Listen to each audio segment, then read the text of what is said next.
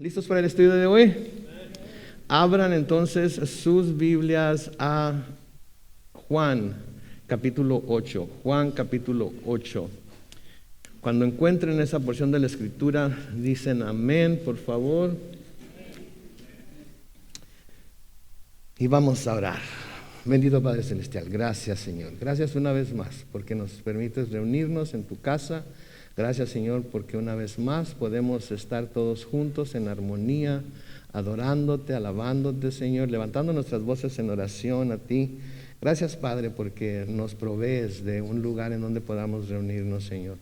Y Padre Santo, a esta hora en la que abrimos tu palabra, deseamos que tu Espíritu Santo nos siga enseñando a través de los pasajes que hemos estado estudiando en Juan y que podamos así, Señor, conocer mejor tu corazón y ver cuál es, Padre Santo, aquello que estás queriendo hacer en nosotros como iglesia, pero también en nosotros individualmente.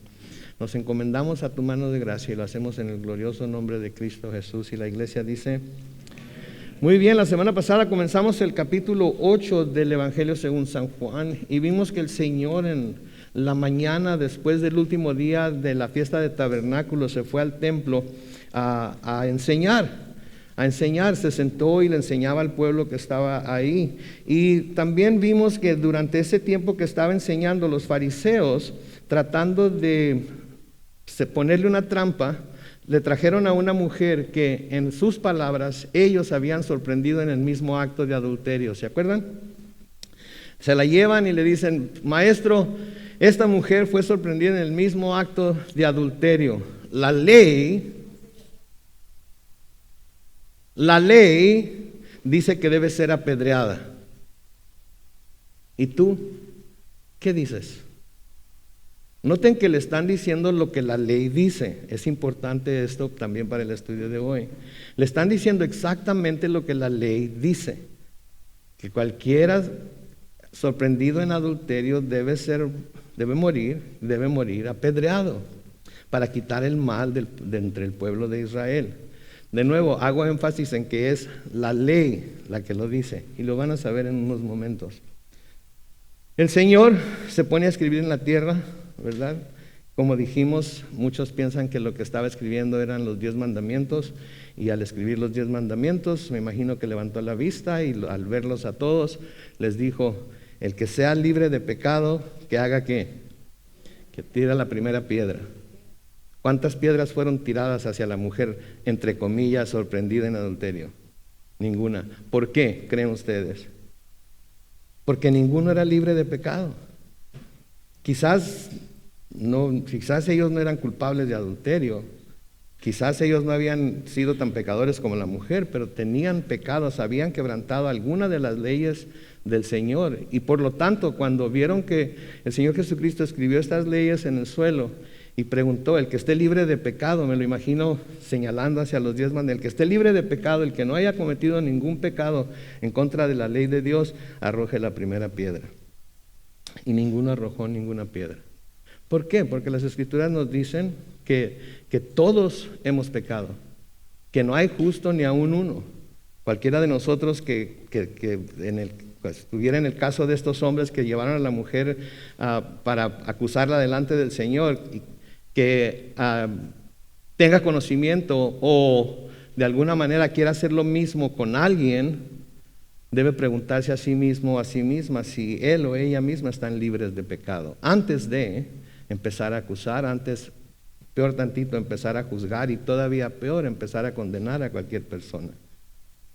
Porque todos pecamos y estábamos destituidos de la gloria de Dios, y es solamente por la gracia de Dios que ahora hemos sido perdonados. ¿Están de acuerdo? Ok. Entonces todos se fueron. El Señor le pregunta a la mujer: ¿dónde están los que te condenaban? Y dijo: se han ido. Y el Señor, ¿se acuerdan lo que le dijo? Le dijo: tampoco yo te condeno, ve y no peques más. Entonces recuerden lo que el Señor estaba haciendo cuando llegaron estas personas a interrumpirlo. El Señor estaba enseñando. El Señor estaba enseñando, y al traerle a esta mujer que supuestamente había sido atrapada en adulterio, interrumpieron a Jesús mientras enseñaba en los patios del templo. ¿Sí? No se nos dice cuánto tiempo pasó entre este suceso y lo que vamos a leer o lo que vamos a estudiar hoy en el versículo 12 y siguientes, Pero comienza el versículo 12 diciendo, en otra ocasión. En otra ocasión, lo que quiere decir que fue un tiempo diferente, pudiera haber sido un día diferente, pudiera haber sido que el Señor bajó del Monte de los Olivos o se apartó del templo y fue a otro lado, pero en otra ocasión, separada o diferente a la que estábamos viendo, Jesús empezó a enseñar de nuevo y Jesús dijo, esta es la enseñanza con la que comenzó, yo soy la luz del mundo. El que me sigue no andará en tinieblas, sino que tendrá la luz de la vida. Yo soy la luz del mundo. ¿Sí? El que me sigue no andará en tinieblas, sino que tendrá la luz de la vida. Es importante que reconozcamos que Jesús es la luz del mundo. Jesús es nuestra luz. Es importante que reconozcamos que solamente cuando estamos siguiéndole a Él, podemos nosotros estar seguros de que vamos por el camino correcto. Si hacemos cualquier cosa o nos desbalagamos de donde Él está, o de donde Él nos está llevando, lo más probable es que nos estemos acercando más a las tinieblas de lo que nos queremos acercar y posiblemente pudiéramos nosotros caer en errores porque no estamos caminando conforme a la luz de Dios. Entonces, la luz es importante, ¿están de acuerdo? La luz es importante y así como el sol, por ejemplo, durante el día nos muestra la luz física del mundo, Jesús nos muestra la luz espiritual del mundo. Así como el sol nos muestra la luz física del mundo, así también Jesús nos muestra la luz espiritual del mundo. Como la luz del mundo, Jesús expone el pecado y da vista a quienes están ciegos a las cosas del Espíritu. Jesús expone nuestro pecado. Vemos las palabras de Jesús en las Escrituras, vemos las enseñanzas que Él nos dejó en las Escrituras y lo primero que están diseñadas para hacer es para exponer el pecado en nosotros. En nosotros. ¿Sí?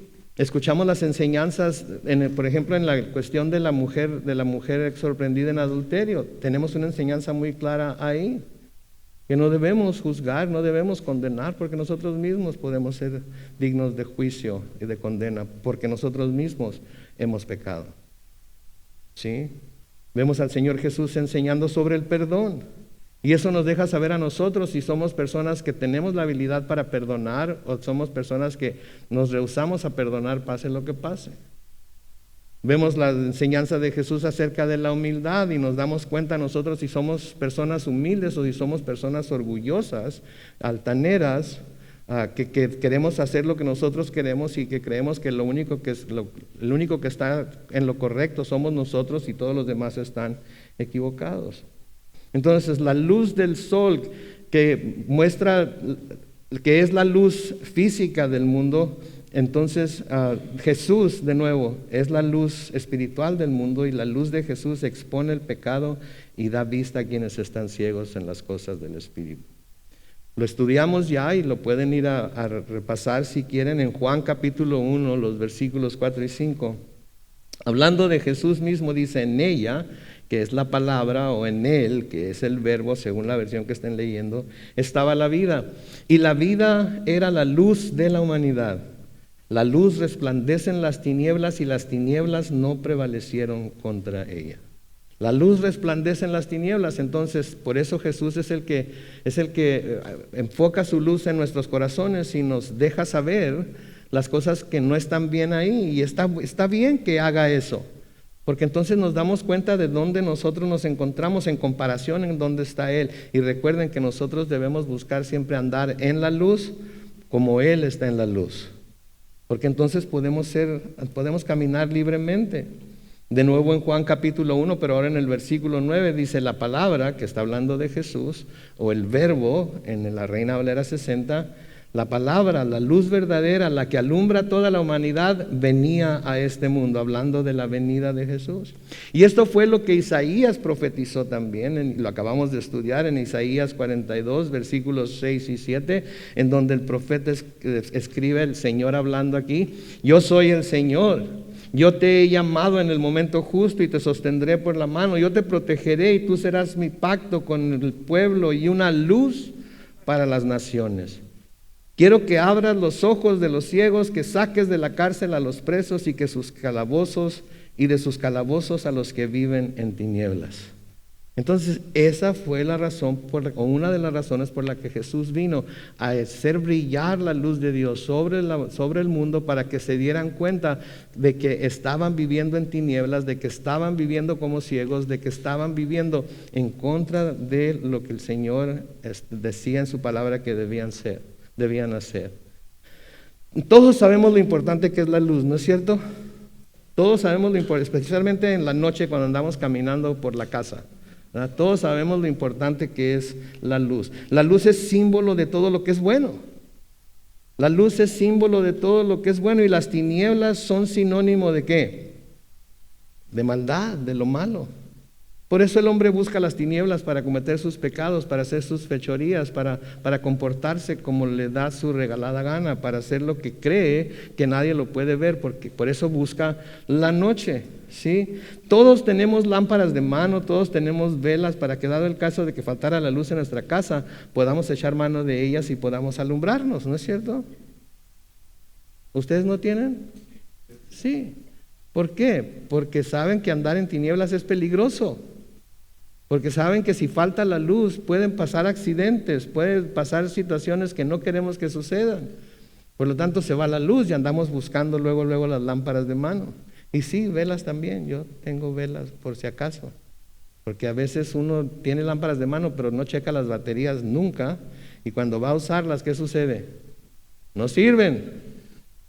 Entonces es bueno tener velitas también por ahí guardaditas, ¿verdad? Y si nunca las usa, pues qué bueno. Entonces, así de importante como es la luz para nuestra vida natural o terrenal, así lo es la luz para nuestra vida espiritual. Y la única verdadera fuente de luz espiritual, ¿quién es?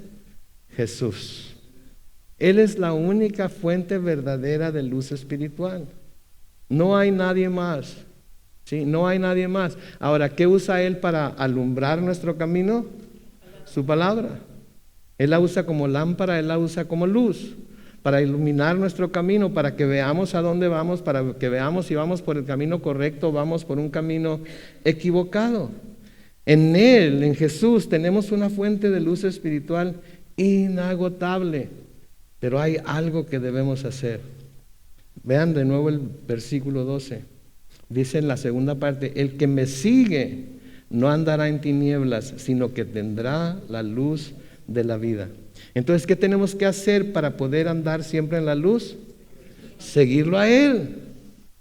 Seguirlo a Él. Si no lo estamos siguiendo a Él, si estamos siguiendo nuestras propias ideas, si estamos siguiendo nuestras propias costumbres, si estamos siguiendo nuestra propia manera de hacer las cosas, podemos apartarnos de la luz y a irnos por un camino equivocado. Pero si lo estamos siguiendo a Él, si estamos siguiendo sus instrucciones, si estamos siguiendo sus mandamientos, si estamos siguiendo lo que Él nos dice en su palabra que debemos seguir, podemos estar seguros de que vamos a andar en la luz y no vamos a andarnos tropezando. Pero ¿qué quiere decir seguirlo? Porque esa es la pregunta clave. ¿Qué quiere decir seguirlo? Porque si yo preguntara, ¿quién de aquí está siguiendo a Cristo en su vida diaria? Dudo que hubiera alguien que no levantara la mano. Porque todos creemos de alguna manera que estamos siguiendo a Cristo. Todos de hecho nos hemos convencido a nosotros mismos de que estamos siguiendo a Cristo. Entonces necesitamos entender qué quiere decir seguir a Cristo para poder decir que seguimos a Cristo. ¿Qué quiere decir? ¿Qué es seguir a Cristo? Seguir al Señor Jesús quiere decir, número uno, creer en Él. Creer en Él. Sabemos que Él es Dios, creo que lo hemos ya señalado varias veces. Entonces, que tenemos que creer en Él, tenemos que creer primeramente que Él existe y que como Dios es galardonador de aquellos que lo buscan. O sea que aquellos que lo buscan van a recibir una recompensa, y no estoy hablando de la recompensa en el cielo, estoy hablando de las recompensas que tenemos aquí en la tierra por buscar el rostro y la voluntad de Jesús y ponerla en práctica en nuestras vidas. Entonces, lo primero que es seguir al Señor es creer en Él, creer que Él existe y que es galardonador de aquellos que le buscan. ¿Qué más? Otra cosa que debemos hacer para decir que estamos siguiendo a Jesús es creerle a Él. Creerle a Él.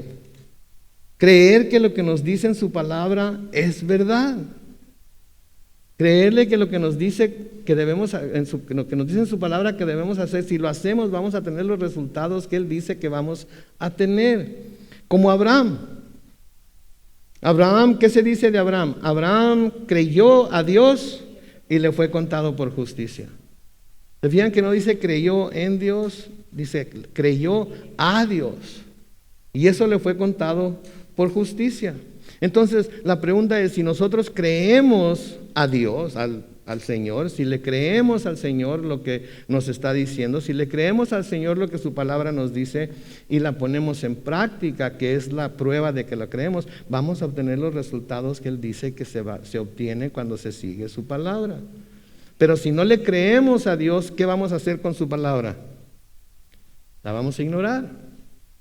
O cuando vamos a ignorar lo que nosotros creemos que no es para nosotros, o que no se aplica a nuestra situación, o que no le vamos a creer, y porque no lo creemos, no lo vamos a hacer.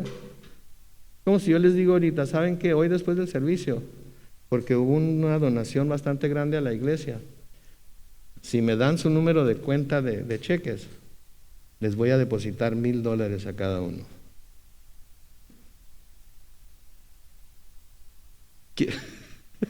¿Quién me va a dar su cuenta de cheques? No, me van a dar su cuenta de cheques los que me crean. Los que me crean. Los que no me crean, está loco este pastor que va a andar dando $1,000 a cada uno. No, los que me crean, con mucho gusto lo van a hacer.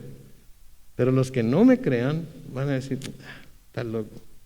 Ahora, los que me crean y me den su cuenta de cheques, la semana que entra les van a decir a todos, fue cierto. Y los que no me dieron su cuenta de cheques, ¿qué van a decir? Pastor, ¿lo puedes hacer otra vez? Un día vamos a estar en el cielo y vamos a decir, fue cierto. Le creí todo lo que me dijo, le creí todo lo que leí. Y fue cierto. Otros van a estar en el infierno diciendo, Señor, ¿lo puedes decir otra vez? ¿Lo puedes hacer otra vez? ¿Cuál de los dos grupos somos nosotros?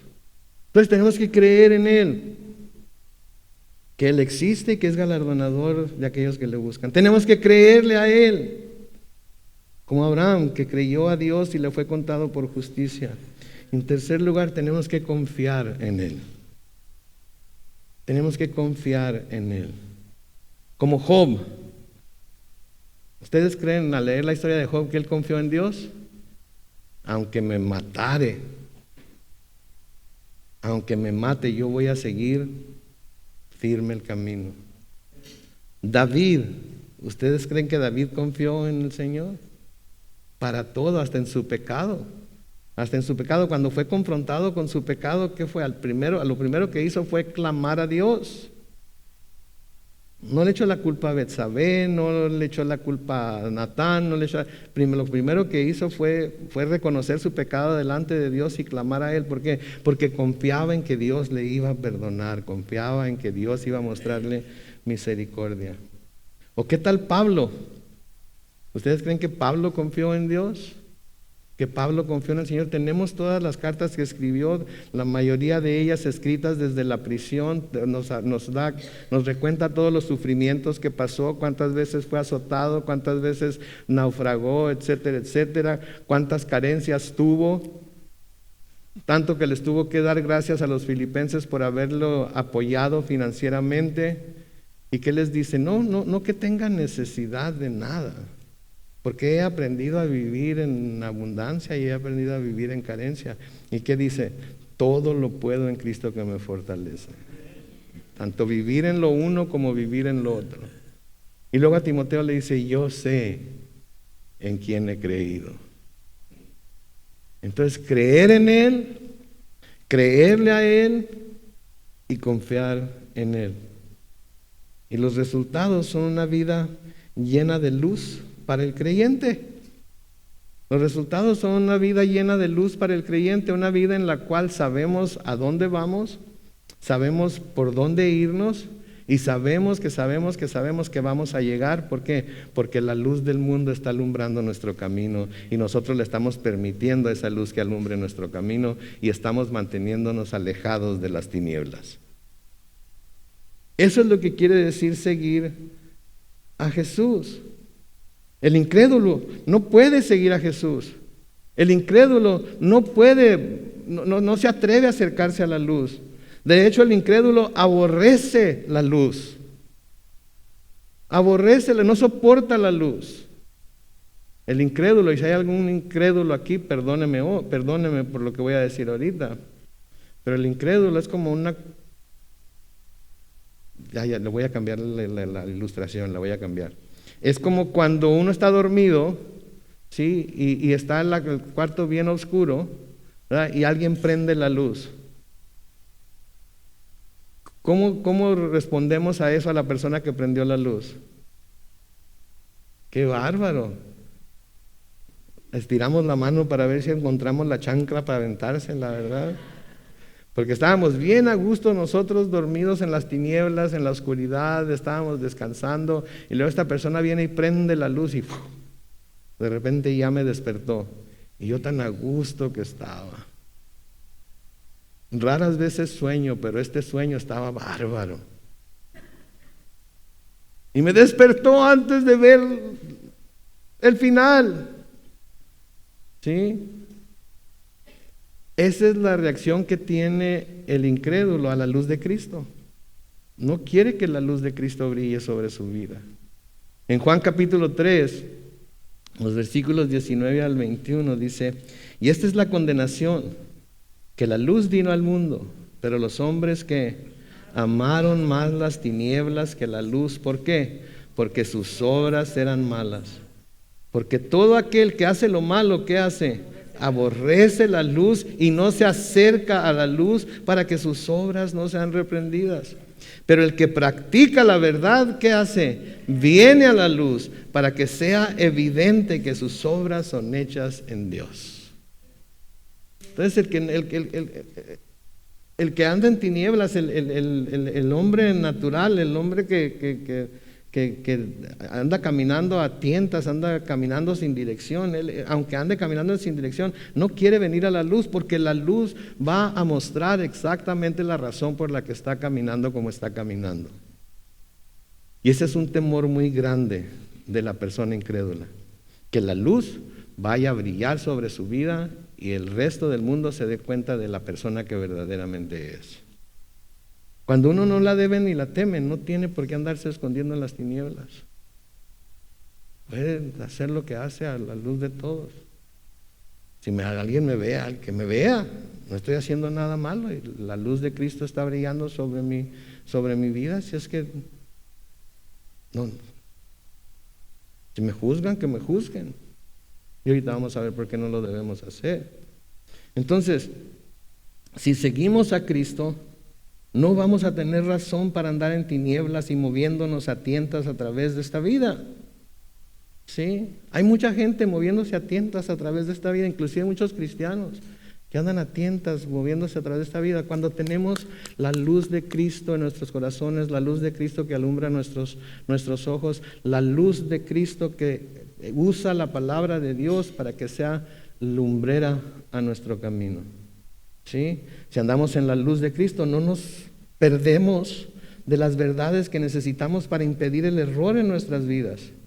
Y no estaremos sin instrucciones en el camino de nuestro deber, que son tan necesarias para guardarnos del pecado y de la muerte que éste causa.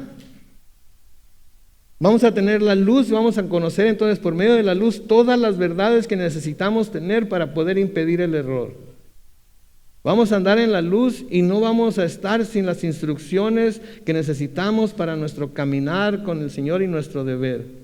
Porque estas verdades y estas instrucciones son necesarias para guardarnos del pecado y de la muerte que éste causa. ¿Sí? Por eso es la luz, porque nos deja ver hacia dónde vamos. Y si tenemos la luz de Cristo, nos deja saber, hey, desviación aquí porque la dirección en la que vas te va a llevar a una catástrofe en la vida. La dirección en la que vas te va a llevar a caer en el pecado. La dirección en la que vas te va a llevar a cometer un grave error. La dirección en la que vas a dañar a otras personas. La dirección en la que vas a hacer daño. Pero si tenemos la luz de Cristo nos vamos a dar cuenta de ello y vamos a evitarlo. Vamos a caminar en la luz. ¿Sí? Y peor tantito, una de las cosas más importantes de lo que acabo de decir es que estas verdades, estas instrucciones, ¿sí?, son necesarias para guardarnos de caer en el pecado de muerte. Porque la paga del pecado es que, pero la dádiva de Dios es vida eterna en Cristo Jesús nuestro Señor. ¿Sí? Estábamos en tinieblas, pero ahora andamos en la luz. Miren conmigo lo que dice Efesios capítulo 5, los versículos 8 al 14. Noten, en otro tiempo, ustedes eran ¿qué? Oscuridad, pero ahora son luz en el Señor. Por tanto, vivan como hijos de luz. Pero para vivir como hijos de luz tenemos que estar en la luz. ¿Sí? Porque el fruto del Espíritu se manifiesta en toda bondad, justicia y verdad. Versículo 10, y comprueben lo que es agradable al Señor. Versículo 11, no tengan ¿cuánto? Nada que ver con las obras infructuosas, que quiere decir que no producen fruto, con obras inútiles de las tinieblas. Al contrario, denúncienlas. Hasta vergüenza da hablar de lo que ellos hacen en secreto. Pero cuando todas las cosas son expuestas a la luz, dice el versículo 13, quedan de manifiesto, porque la luz lo manifiesta ¿cuánto? Tengamos eso en mente, la luz lo manifiesta todo. Por eso dice en el versículo 14, despiértate tú que duermes, levántate de entre los muertos, y ¿qué sucederá? Te alumbrará Cristo. ¿Nos está alumbrando Cristo esta mañana? ¿Nos alumbró Cristo a través de la semana pasada? Y cuando Él nos alumbró, ¿seguimos la dirección que Él nos señaló que deberíamos seguir, o seguimos nuestra propia dirección? Porque si tenemos la luz de Cristo, no hay razón para seguir nuestra propia dirección, no hay razón para hacer lo contrario a la luz, no hay razón para caminar en tinieblas, ni siquiera un poquito. Tenemos que asegurarnos que siempre estamos en la luz. Noten la reacción de los fariseos a lo que el Señor Jesucristo acaba de decir en el versículo 13. Entonces los fariseos le dijeron, tú das testimonio acerca de ti mismo, tu testimonio no es verdadero. Ahora hablamos acerca de la ley, de cómo la ley exige que haya 2 o más testigos para cualquier situación, ¿verdad? Pero aquí ellos están diciendo, tú das testimonio acerca de ti mismo. Lo que están diciendo los fariseos aquí es que, pues eso es lo que tú dices acerca de quien tú eres. ¿Sí? Lo que estaban diciendo entonces era que si Jesús era el único que testificaba sobre quién decía ser, no sería suficiente para probar que lo era. Eso es lo que le están diciendo. Es como ustedes pueden decirme a mí ahorita, pues tú dices que andas en la luz, pues tú dices que no andas haciendo nada malo, pues tú dices, etcétera, etcétera, etcétera. Si estuviéramos bajo la ley, necesitaría yo tener un testigo o 2 que corroboraran lo que estoy diciendo, ¿no es cierto? Pero como estamos bajo la gracia, no tengo que dar ningún testigo, porque mi testigo soy yo, y mi testigo es Dios, y el perdón y el pecado perdonado en mi vida, del cual Él ya me ha ¿cómo? Gracias. Y también absuelto era la palabra que estaba buscando. Absuelto. Y soy santo delante de Dios. Y porque ando en la luz, no haría nada que pareciera que pudiera de alguna manera malinterpretarse como tinieblas, de acuerdo a lo que la palabra de Dios dice. Sí, entonces lo que ellos estaban diciendo, que era que si Jesús era el único que testificaba sobre quién decía ser, no sería suficiente para probar lo que era, porque la ley demandaba de 2 o más testigos. Jesús les responde en el versículo 14, noten, aunque yo doy testimonio acerca de mí mismo, mi testimonio es verdadero, porque de donde he venido, déjenme volver a leerlo. Jesús le respondió: aunque yo doy testimonio acerca de mí mismo, mi testimonio es verdadero, porque sé de dónde he venido y a dónde voy. Pero ustedes no saben de dónde vengo ni a dónde voy. Ahora, esto es importante porque ellos creían saber mucho acerca de Jesús. ¿Se acuerdan que hubo un gran debate? Que si de Belén, que si de Galilea, que si era el profeta, que si no era el profeta. De hecho, si miran ahí en su Biblia, en el capítulo 7, en los versículos 40 y 41 de Juan, dice: algunos de la multitud al oír estas palabras decían: en verdad, este es el profeta, y lo afirmaban. En versículo 41 otros decían: este es el Cristo, y lo afirmaban. Pero algunos otros decían: ¿y de Galilea habría de venir el Cristo? O sea que había diferentes opiniones, diferentes ideas, todo tipo de opiniones acerca de quién era Cristo. ¿Sí? En Mateo capítulo 13, los versículos 54 al 57, hablando de Cristo, leemos lo siguiente: al llegar a su tierra, les enseñaba en la sinagoga del lugar. La gente se asombraba y decía: ¿de dónde le viene a este la sabiduría? ¿Cómo es que hace estos milagros? ¿Acaso no es este el hijo del carpintero? ¿No se llama su madre María y sus hermanos son Jacobo, José, Simón y Judas? ¿No están todas sus hermanas con nosotros? Dice el versículo 56. ¿De dónde pues le viene todo esto? Noten todo lo que sabían de él. Conocían quién era su madre, quién era su padre, quién eran sus hermanos, quién eran sus hermanas.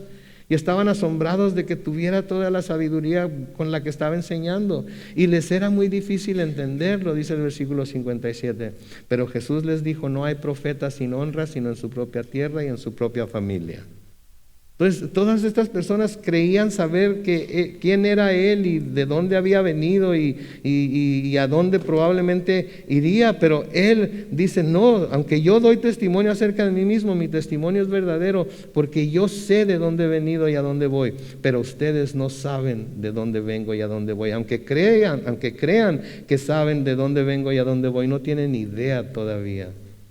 Y hay gente así, que cree conocer a Jesús y saber todo lo que hay que saber acerca de Él.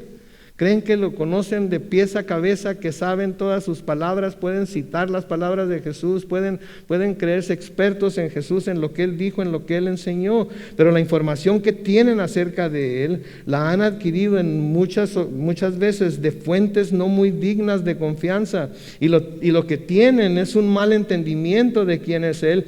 Y porque no conocen al verdadero Jesús, terminan siguiendo un camino errado. Entonces tenemos que estar convencidos, tenemos que estar seguros de que estamos siguiendo al Jesús de la Biblia y no un Jesús que nosotros mismos nos hemos inventado de acuerdo a enseñanzas falsas, enseñanzas erróneas, tradiciones de hombres, etcétera, etcétera, etcétera. Y la única manera en la que vamos a conocer ese verdadero Jesús es si escudriñamos las Escrituras y buscamos al verdadero Jesús en las Escrituras que Él nos dejó. Noten lo que les dice en el versículo 15. Ustedes juzgan ¿cómo? Según criterios humanos, y yo no juzgo a nadie. Ustedes juzgan según criterios humanos y yo no juzgo a nadie. ¿Cuántos tenemos la capacidad para juzgar según criterios humanos? Pues todos. Todos podemos juzgar según criterios humanos, ¿no? Pero no podemos juzgar según criterios humanos. Si vamos a juzgar, debemos juzgar según el criterio que nos dejan o nos dan las Escrituras al estarlas leyendo y escudriñando. Y no nada más leerlas una vez o leerlas de vez en cuando o leer. No, tenemos que hacerle preguntas a las Escrituras. Cuando vemos algo, por ejemplo, la historia de la mujer sorprendida en adulterio, esa es una historia a la que le debemos hacer preguntas. ¿Por qué el Señor no la condenó? Si la ley está muy clara, y esto es lo que estaba pensando, si la ley está tan clara que cualquier persona sorprendida en adulterio debe ser apedreada, y Jesús es Dios, y Él es justo, ¿por qué no la condenó? Tenía toda el poder y habilidad y razón para juzgarla y condenarla. Los fariseos y los escribas lo estaban retando con la misma ley. ¿Y él qué hizo con la ley? La hizo a un lado. ¿Por qué? Porque estaban tratando de juzgar y condenar a la mujer de acuerdo a qué? A sus criterios humanos, de lo que la ley decía. Y tenemos que tener mucho cuidado que no veamos la ley y la usemos según nuestro criterio humano. Porque es muy fácil usar la ley según nuestro criterio humano. La Biblia dice, ¿no es cierto? El Señor dice. ¿Sí? Y a veces a los incrédulos tratamos, así es como tratamos de ganárnoslos, ¿no es cierto? La Biblia dice, ¿qué le importa a un incrédulo lo que la Biblia dice? ¿Le importará a alguien que no cree en Dios que la Biblia diga tal o cual cosa? Para nada. Entonces, de nuevo el versículo 15, ustedes juzgan según criterios humanos, yo no juzgo a nadie. ¿Tenía el Señor razón para juzgar? Sí. Hubiera sido justo en juzgar y condenar a esta mujer, por ejemplo, o a cualquier pecador que se hubiera encontrado. Claro que sí, pero noten lo que dice, yo no juzgo a nadie. Les está diciendo, ustedes juzgan según sus propias opiniones carnales. Es lo que les está diciendo. Ustedes juzgan según sus propios conceptos preconcebidos y contaminados por tantos años de poner las enseñanzas y tradiciones de los hombres por encima de las señales que se han estado haciendo delante de sus propios ojos, y peor aún, por encima de la palabra de Dios en la cual todo esto está escrito. Entonces tenemos que tener mucho cuidado, muchísimo cuidado. Porque Dios no se ha muerto, no es cierto lo que dice, no es cierto lo que dice la cultura moderna. Dios no se ha muerto. Dios no nos ha puesto a nosotros por jueces, jurado y verdugo de los pecadores. Dios nos ha puesto a nosotros para ser la luz del mundo y para dejarles saber la situación tan peligrosa en la que se encuentran y que se puedan salvar del juicio de Dios. Pero no para juzgar a nadie. De nuevo, tengo que hacer hincapié en esto. Algo que debemos recordar es que los escribas y los fariseos estaban juzgando a Jesús conforme a la ley de Dios. Cuando hacía algún milagro en el día de reposo, cuando hacía alguna sanidad o algo, ¿verdad? Él, según ellos, estaba quebrantando la ley del sábado, la ley del día del reposo, estaba quebrantando la ley. Al no apedrear a esta mujer, estaba quebrantando la ley, etcétera, etcétera, etcétera. Entonces ellos estaban queriendo por medio de la ley juzgar al que básicamente dio la ley. ¿Sí? Pero de nuevo estaban juzgando a Jesús con la ley, pero era según o de acuerdo a su propia interpretación de la ley y no de acuerdo con la intención de la ley.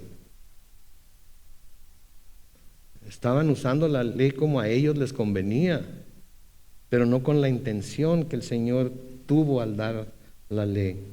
Y esto era algo que los fariseos y los escribas y los sacerdotes practicaban continuamente. Jesús les dice en una ocasión, no lo van a poner en la pantalla, pero Jesús les dice en una ocasión en Marcos 7:13, ustedes invalidan la palabra de Dios con la tradición que se han transmitido. Noten, con la tradición que se han transmitido, además de que hacen muchas otras cosas parecidas. ¿Qué estaban haciendo? Invalidaban la palabra de Dios, invalidaban la ley de Dios, porque no seguían la ley de Dios como estaba necesariamente escrita en el espíritu que se había escrito, sino según sus propias tradiciones. Citando a Isaías 29 y versículo 13, en Mateo 15, los versículos 8 y 9, citando de nuevo a Isaías 29:13, dice, este pueblo me honra con los labios, pero su corazón está lejos de mí. Y luego noten el versículo 9, no tiene sentido que me honren si sus enseñanzas son ¿qué? Mandamientos humanos. No tiene sentido que me honren si sus enseñanzas son mandamientos humanos, si sus enseñanzas, si lo que están enseñando y lo que han recibido como enseñanza está de acuerdo a las tradiciones y a las costumbres de los hombres y se está usando el criterio del hombre para poder aplicar estas leyes, para poder aplicar estas situaciones. ¿Sí? Por eso Pablo les dice a los colosenses, en Colosenses 2:8, noten, cuídense de que nadie los engañe mediante filosofías y huecas sutilezas, que siguen ¿qué? Tradiciones humanas y principios de este mundo, pero que no van de acuerdo con Cristo. Entonces, hasta lo que se nos enseña, lo que yo les enseño, tienen que escudriñarlo, meditar en ello, tienen que prestar atención y ver si es de acuerdo a tradiciones y enseñanzas humanas, o si va de acuerdo con el contexto de todas las escrituras y de todo lo que las escrituras dicen acerca de ese tema o de esa situación. Sí, tenemos que recordar, mis hermanos, que la ley fue dada para que los judíos pudieran conocer lo santo que es Dios. La ley nos muestra lo santo que es Dios, porque no soporta, no apoya, no solapa, no pasa por alto ni el más mínimo pecado. Hasta si comían cosas que no estaban limpias, debían ser castigados. ¿Sí? Comían langostas, a pedradas. Si es que si iban a Puerto Nuevo,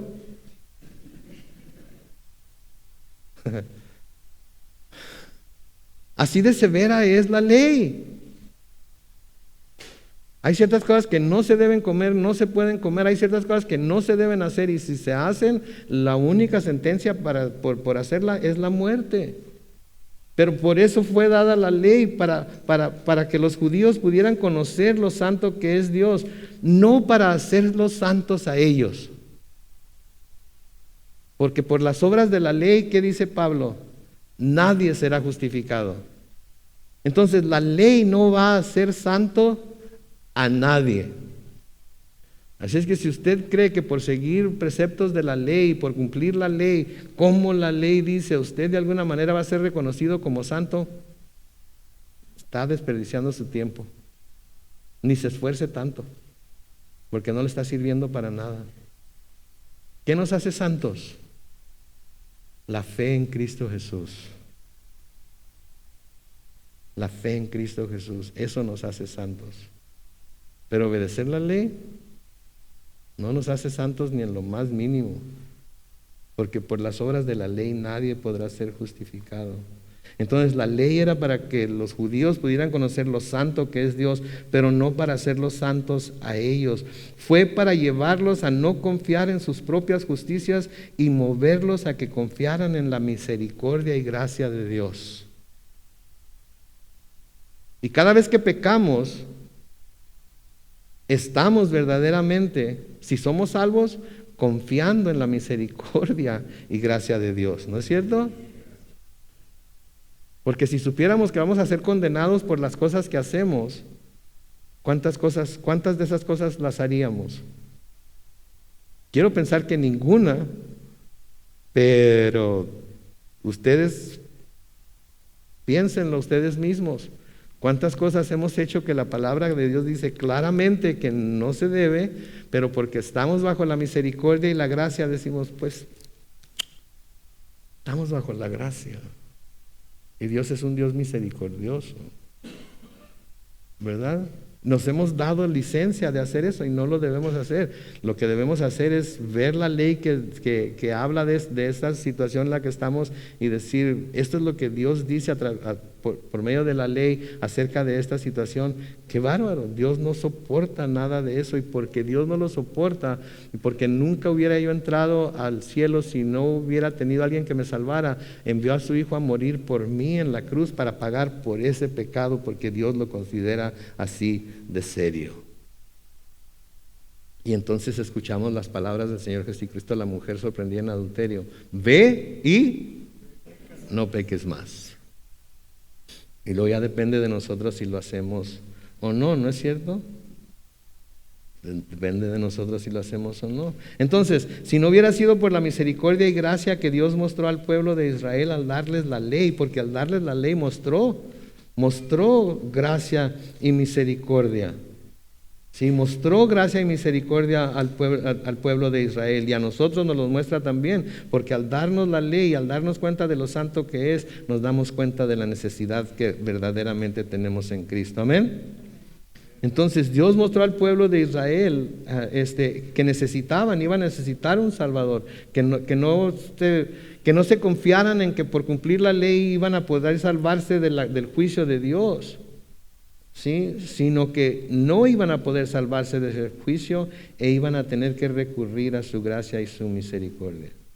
Y si el Señor no les hubiera dado esa ley para que se dieran cuenta, ¿qué hubiera pasado con el pueblo de Israel?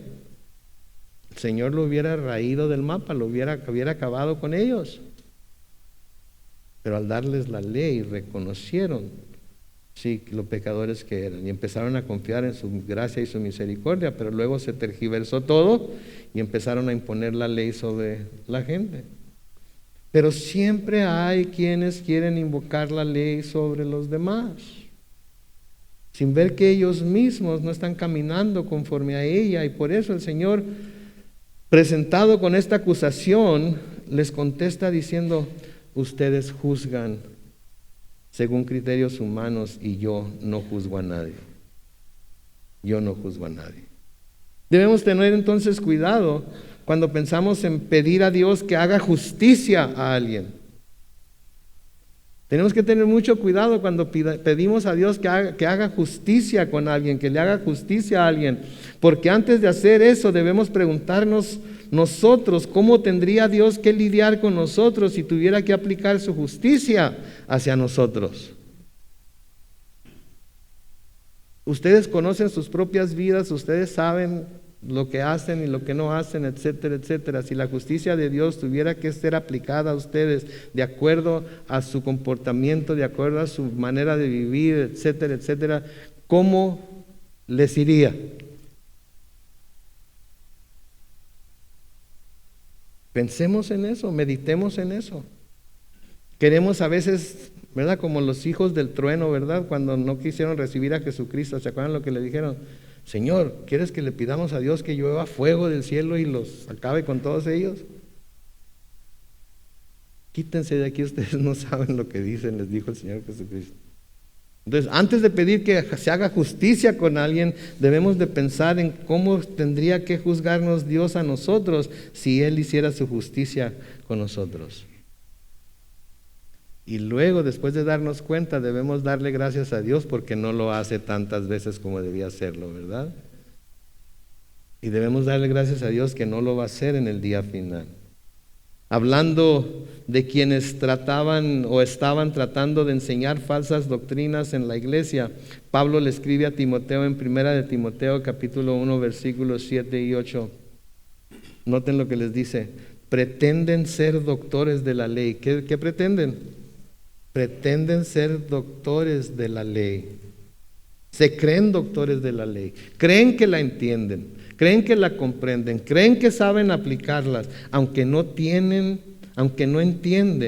lo que dicen ni lo que afirman. Pretenden ser doctores de la ley, aunque no entienden lo que dicen ni lo que afirman. Creen que todo lo saben, creen que ya lo tienen todo descifrado, creen que ya lo entendieron todo, creen que tienen la misma mente de Dios y buscan aplicar la ley, ¿sí? Sin entender ni lo que dicen ni lo que afirman. Versículo 8 dice: pero sabemos que la ley es ¿qué? Buena cuando se usa de manera legítima. Entonces hay una manera legítima de usar la ley, pero hay una manera equivocada de usar la ley. Hay una manera legítima de usar la ley y una manera equivocada de usar la ley. Entonces, aun cuando estaban juzgando a Jesús, los fariseos y los escribas, aun cuando estaban juzgando a Jesús con la ley, no estaban usando la ley legítimamente. Y aquí volvemos a que Jesús es la luz, porque con la venida de Jesús la luz es encendida para que todo mundo, ¿sí? Para que todo mundo pueda saber cuál es el propósito de Dios al dar la ley y los estatutos que les había dado a los judíos, y ya no iban a tener excusa para hacer todo lo que hacían. Entonces, cuando el Señor viene, ¿qué es lo que Él dice que quiere en lugar de la ley? Misericordia. Entonces, en lugar de tratar de juzgar a alguien con la ley, tenemos que mostrarles ¿qué? Misericordia. Porque el Señor muestra misericordia. Porque eso es lo que el Señor hace, mostrar misericordia, no juzga con la ley. Desde nuevo, con la venida de Jesús, la luz es encendida para todo mundo acerca del propósito de Dios para dar la ley y los estatutos que les había dado a los judíos, y ya no iban a tener excusa para hacer todo lo que hacían. En la segunda parte del versículo 15, Jesús dice: yo no juzgo a nadie. Y aquí hay otra pregunta también, que ya la hice, pero la vuelvo a hacer. ¿Por qué? ¿Por qué el Señor no juzgó a nadie? Porque en su primera venida el Señor no vino a juzgar a nadie. No vino a juzgar a nadie. En Juan capítulo 3, versículo 17 dice: porque Dios no envió a su Hijo al mundo para condenar al mundo, sino ¿para qué? Para que el mundo sea salvo por él. En Lucas 19:10, ¿qué dice ahí? Porque el Hijo del Hombre vino ¿a qué? A buscar y a salvar lo que se había perdido. ¿Sí? Y Pablo le dice a Timoteo en 1 de Timoteo 1:15: esta palabra es fiel y digna de ser recibida ¿por quiénes? Por todos. Cristo Jesús vino al mundo para salvar a los pecadores, de los cuales yo soy el primero. Este es el apóstol Pablo, que conocía la ley al revés y al derecho, que se decía a sí mismo que en cuanto a la ley era ¿qué? Irreprensible, que nadie podía decir que él no cumplía con todos los requisitos de la ley.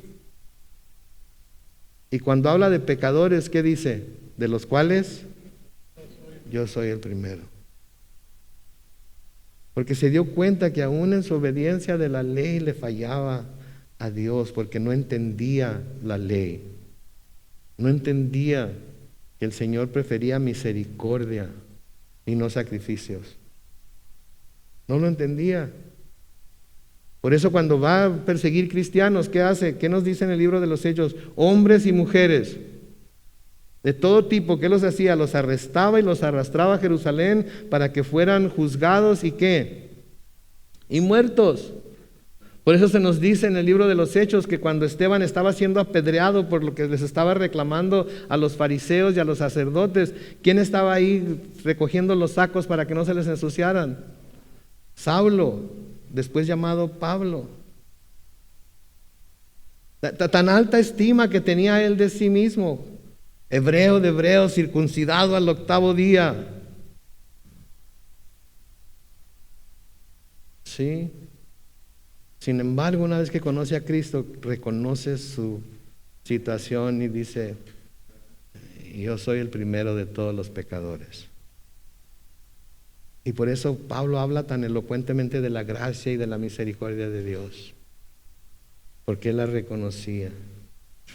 Versículo 16, noten lo que dice: y si acaso juzgo, mi juicio es verdadero, porque no soy solo yo, sino el Padre que me envió y yo. En la ley de ustedes está escrito que el testimonio de 2 hombres es verdadero. Deuteronomio 17:6 y Deuteronomio 19:15. Yo soy quien da testimonio de mí mismo, y el Padre que me envió da testimonio de mí. Recordamos lo que les dijo en el capítulo 5 también. Jesús entonces está cumpliendo con los requisitos de la ley, porque no vino para abrogar la ley, sino para cumplirla. Por eso les está diciendo que su testimonio es verdadero, por eso les está recordando que no solamente Él da testimonio, sino que el Padre también da testimonio, y ya hablamos acerca de los testigos que dan testimonio de Jesús, de que Él es el Cristo.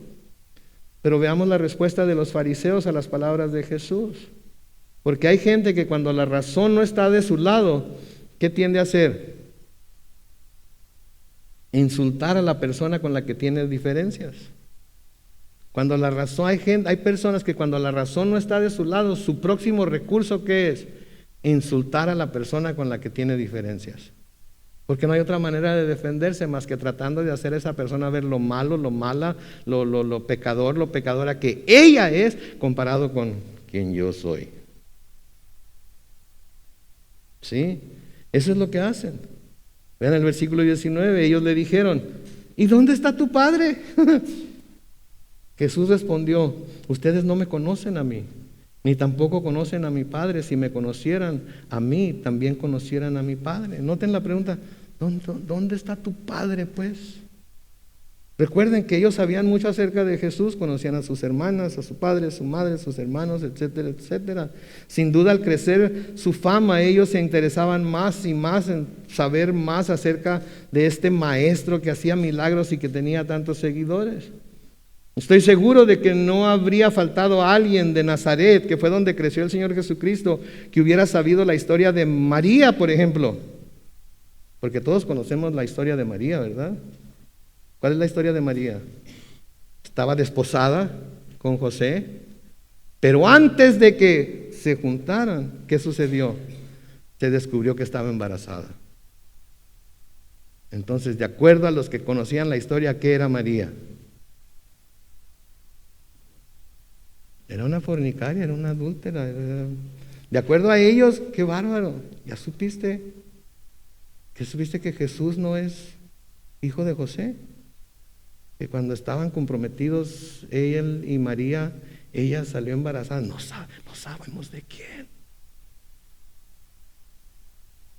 Sí, entonces estoy seguro de que no habría faltado a alguien de Nazaret que hubiera sabido la historia de María, sí, acerca de lo que pasó con José, sí, que estuviera dispuesto a contárselos a los fariseos y a los escribas para que tuvieran más motivos para perseguirlo. Sí, para que tuvieran más motivos para perseguirlo.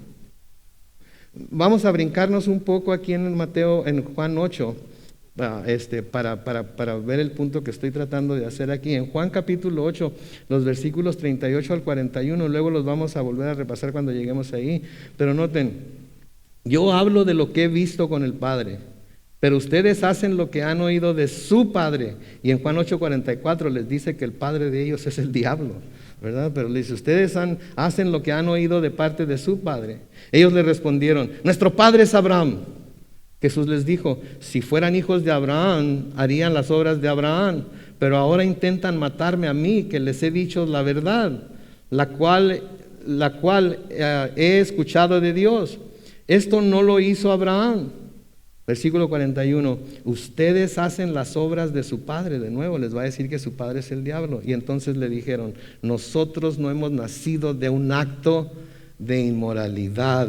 Tenemos un padre que es Dios. ¿Se fijan lo que le están diciendo? Nosotros no nacimos de un acto de inmoralidad como tú. Sí. Creo que en la Reina Valera 60 dice, no hemos nacido de fornicación. ¿Por qué? Porque ellos consideraban, conociendo la historia de María, que su madre era una fornicaria. Y cuando él habla de que Dios es su padre, ellos dicen, Dios no es tu padre. Nosotros somos hijos de Abraham. Pero tú naciste de un acto de inmoralidad. ¿Nació él de un acto de inmoralidad? Nació porque por medio del Espíritu Santo, porque Dios escogió a María, pero que sin pensarla dos veces, sin conocerla bien, nada más por lo que escucharon o por lo que alguien contó, ¿qué hicieron? La juzgaron inmediatamente. Y porque la juzgaron a ella, ellos los juzgaban a él. Mis hermanos, estas son las cosas que debemos de prestar atención en las Escrituras como la iglesia, para no caer en el mismo error que ellos cayeron. Sí, para no caer en el mismo error y juzgar cosas antes de tiempo. Y peor que eso, no de acuerdo a lo que la palabra dice. Noten el versículo 20. Jesús pronunció estas palabras en el lugar de las ofrendas cuando enseñaba en el templo. Y nadie lo aprendió porque aún no había llegado su hora. Nadie lo aprendió. Todo esto lo habló, todo esto lo enseñó, lo hizo abiertamente, no lo hizo a escondidas, lo hizo en lugares en donde los líderes religiosos lo podían oír, lo hizo en donde los fariseos y los escribas lo podían oír, y los fariseos y los escribas estaban, me imagino yo, ¿qué hacemos? Porque si sigue hablando así, si sigue enseñando así, ¿sí? Si sigue hablando así acerca de la ley, etcétera, etcétera, todo el pueblo se nos va a rebelar. Es como cuando la gente dice que no debemos hablar tanto de la gracia y tanto de la misericordia, etcétera, etcétera. Sí, porque entonces la gente va a hacer lo que le dé su regalada gana. Le digo algo y no se me enoja, la gente ya hace lo que le da su regalada gana. ¿Ok? Pero si anda en la luz y deja que la luz del mundo alumbre su camino, no va a andar como le da la gana. ¿Por qué? Porque seríamos unos tontos si tenemos la luz delante de nosotros mostrándonos el camino y nos hacemos hacia las tinieblas, ¿no es cierto? Seríamos necios. Entonces el tiempo de su muerte aún no había llegado. Dios los estaba restringiendo, Dios estaba cuidando de él. Y esto nos muestra que Dios tiene poder sobre la maldad del hombre y los usa para llevar a cabo sus propósitos también. ¿Sí? El tiempo de la partida de Jesús estaba en las manos de Dios. Él sabía cuándo iba a ser. Y el tiempo de nuestra partida de este mundo también depende de Dios. También depende de Dios. Nuestros enemigos no pueden apresurarlo más, ni nuestros amigos demorarlo más respecto del tiempo designado por el Padre, porque el Padre ya ha determinado nuestros días, están en sus manos y Él va a cumplirlos de acuerdo a su perfecta voluntad. Entonces, todo creyente verdadero que anda en la luz puede volver sus ojos hacia arriba y decir con mucho placer y confianza, como dice el salmista en el Salmo 31, los versículos 14 al 16. Señor, yo confío en ti. Declaro que tú eres mi Dios. Mi vida está en tus manos. Líbrame de mis enemigos y perseguidores.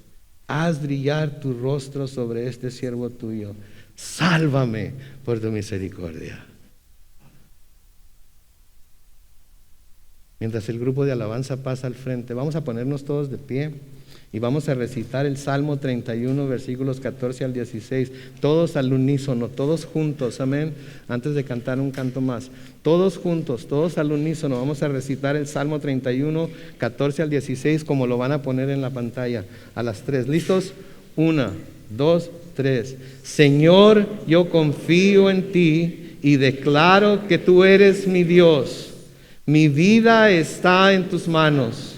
Líbrame de mis enemigos y perseguidores.